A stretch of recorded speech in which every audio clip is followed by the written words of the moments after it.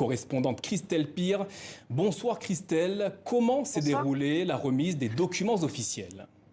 Alors cela s'est passé ce matin dans un gros hôtel de Bruxelles.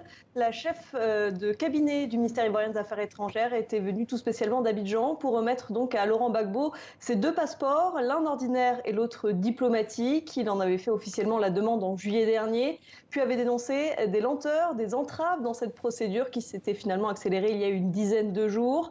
Alors pour l'avocate de Laurent Gbagbo, les autorités vont dans le sens de l'apaisement, même si son avocate a rappelé qu'avoir un passeport est un droit pour chaque citoyen ivoirien et que c'est un épiphénomène au vu de la situation sociopolitique qui est toujours tendue en Côte d'Ivoire.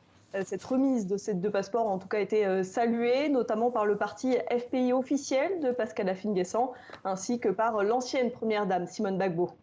Christelle, sait-on quand est-ce que l'ancien chef de l'État rentrera en Côte d'Ivoire ? Alors là, c'est toute la question. Laurent Gbagbo dit vouloir rentrer courant de ce mois de décembre, donc d'ici la fin de l'année, et il a chargé Assou Adou, le secrétaire général de son parti, de mener des discussions avec les autorités ivoiriennes pour, je cite, assurer ce retour dans toute la quiétude.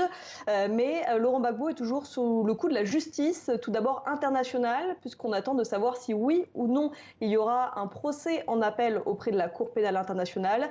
Et le président Alassane Ouattara, le président ivoirien, avait annoncé dans la presse qu'il souhaitait attendre la décision au sujet de cet appel avant que Laurent Gbagbo ne rentre en Côte d'Ivoire. Et puis, il y a également la justice ivoirienne. L'ancien président est sous le coup d'un mandat d'arrêt après avoir été condamné à 20 ans de prison dans l'affaire dite du braquage de la BCEAO.